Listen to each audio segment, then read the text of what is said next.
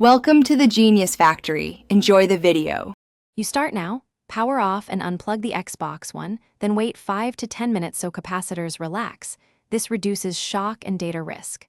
Once done, eject disks and remove external drives. Use a Torx T8 to remove visible screws under rubber feet and a flat spudger to gently pry the top case clips. Go slow to avoid cracking plastic.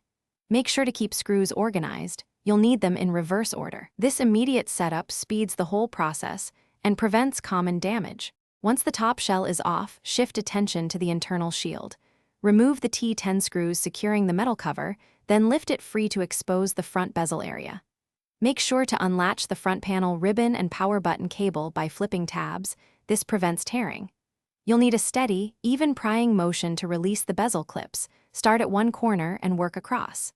If a connector resists, stop and check for hidden screws, because forcing it risks ripping the ribbon or breaking plastic tabs. To remove the front panel, support the board and gently pry the bezel from the chassis, releasing clipped edges one at a time. This prevents stress on connectors. Once free, disconnect any remaining cables and set the panel aside on a soft cloth.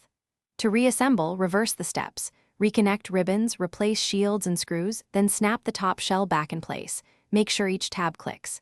If something is stiff, stop, verify no screw remains, and consult the photos you took to avoid damage. That single troubleshooting tip. Thanks for watching. If you found this helpful, don't forget to like and subscribe.